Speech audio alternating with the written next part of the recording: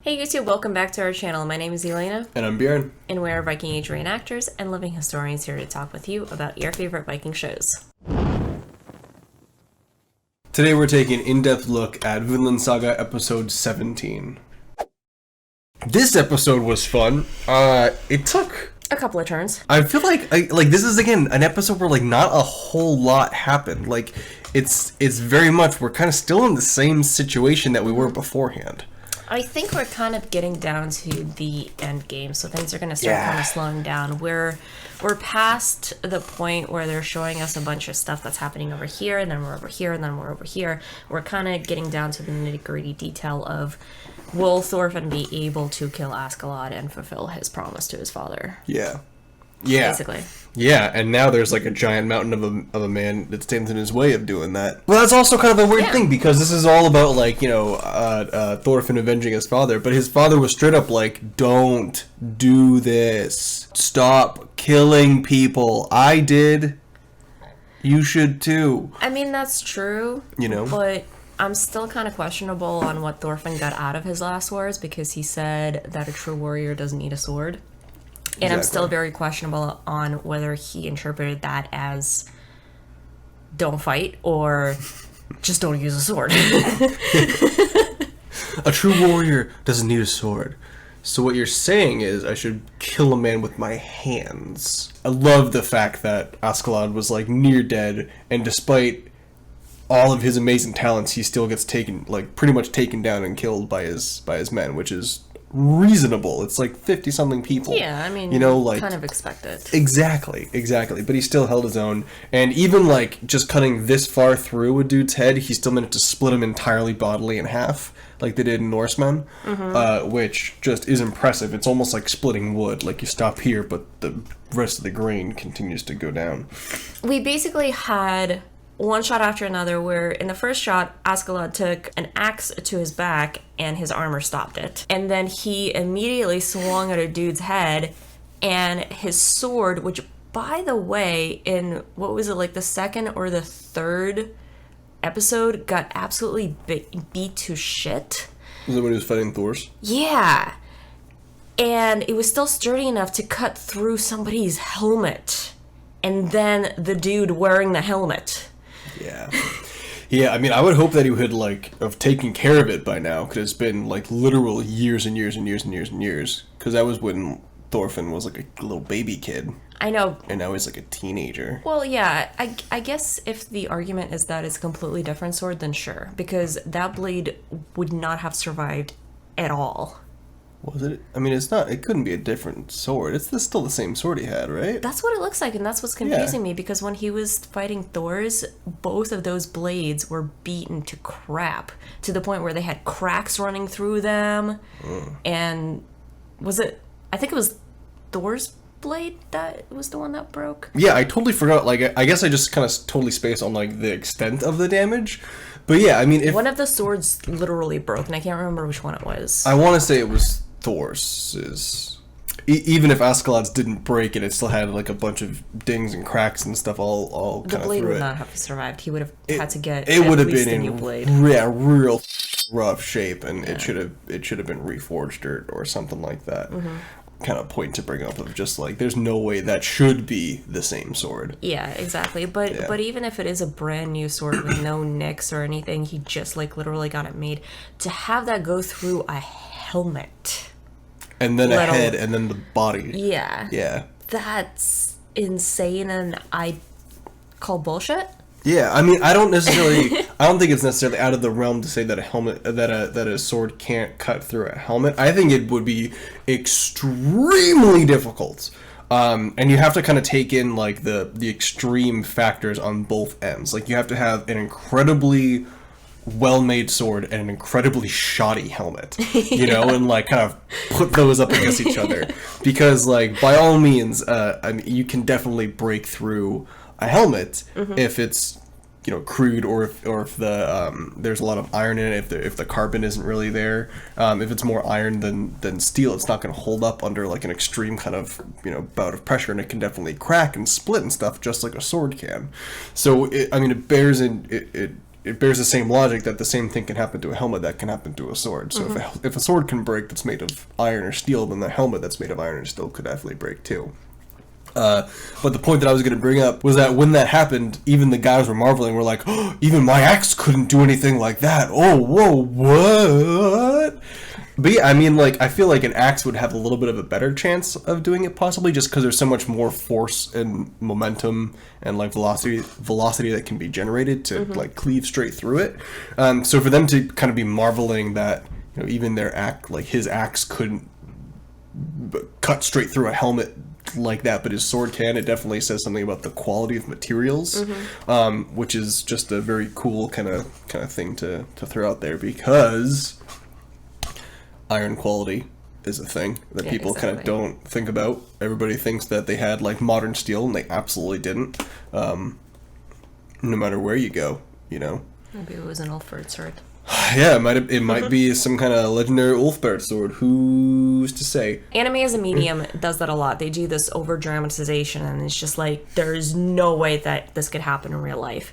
But in this case, it kind of works, because in the sagas, in the stories that we read about some of these feats. You know, somebody throwing a huge boulder, and that was Skallagrim, throwing a huge boulder after a woman that's swimming away from him and hitting her and killing her as she's trying to, you know, swim away from him. And we read about these huge feats of strength and speed and, you know, what have you. And when we do that, we're just like, there is no way that somebody actually did that. The story was basically just told generation to generation to generation, and it just grew into this monstrous hero tale. But that's not the way that it originated, I'm pretty sure. But anime shows that, and they kind of show that without any apologies, almost. So it almost shows as the sagas read, in a way. Yeah, you know, you're actually absolutely right about that.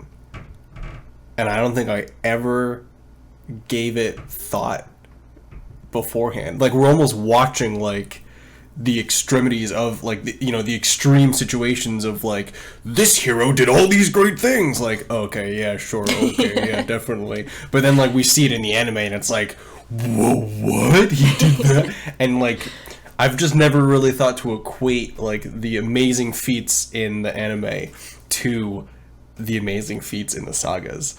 Yeah, and it's one of those things that if, like, the TV show Vikings or The Last Kingdom were to take that and try to showcase that, would just be like, yeah, right? Is happening. Yeah, like, if we try to do it in, like, a realistic sense, we just end up with Norsemen, where he literally cuts a dude straight in half, like, the first blow, and it's hilarious, you know, because it's so ridiculous. But you don't take it seriously. But this, we can see the ridiculousness in it, but also kind of start to take it a little bit seriously, which is, wow. To that point, I did note down Askeladd's sword because I started looking into, or I started looking at the design of it a little bit more, and you know what it reminded me of? Do tell. It reminded me of a sword that just recently got made. And I'll let you run with that as far as you want to. I mean, what's to say? It looks like my new sword. But yeah, I got a little bit of that initially too when I kind of saw it there and was like, oh, you know what? It's the dimensions and everything kind of look like mine. I got a sword made that's an approximation. It's a recreation of the Gjermundbu sword from Norway. Which it's such a beautiful sword. But I do like that they have Askeladd with such like a prominent, like advanced bit of weaponry that's not disgustingly lavish and over the top. Like, it's very realistic in its approach and everything. Yeah, exactly. It's you can definitely tell that they designed it after a historical sword. Like, it was a more intricate historical sword with, like, the inlays and everything like that, but it was still very historical. I love the attitude, though. I love how into killing Thorkel is just in order to be able to kill Askeladd. I don't think Thorkel actually gets it yet. I think he doesn't understand what he has put himself in the middle of. Yeah, he doesn't understand that he wants to kill Askeladd. Yeah. I think he's like, oh yeah, you know, if you beat me, then I'll even give you a horse and you can take Askeladd away. And he's like, no. I'm going to nurse Askeladd back to health, and then I'm gonna kill him myself. Don't you hurt a hair on his head, because I want to hurt every hair on his head. I'm just like thinking about how long you have to spend in your life, and Thorfinn has spent quite a few years with Askeladd at this point, thinking that one day Like he half will... his life. Yeah, probably half his life at this point. Thinking that at some point he's going to be able to fight him and kill him. And now he has this dude standing in his way. And I don't know about you guys, but I'm just thinking about when the Icelandic volcano started erupting, or before it started erupting, rather. There was a bunch of us they had set up live camera feeds around the site where they thought that, you know, some explosion might happen. And there was like 2-3 week span where a bunch of us were watching that live feed and just like live chatting about it. And at some point people started to realize that we were only still watching the live feed 3 weeks later because we had spent so much time and energy on it that if we walked away to the bathroom and something happened, that would be such bullshit. It's like the going down with the ship investment style. Like, I've already put this much time and energy into it. I'm seeing it through to its end. Yeah. And I feel like that's where Thorfinn is now, almost. Like, he obviously still has to avenge his father, and he's put a lot of time and energy into following Askeladd through all these battles and everything, with the underlying, you know, intent of killing him one day and avenging his father. But there's also those layers of years that he has spent with him and has put in that time and effort, and now he literally cannot go back no matter what.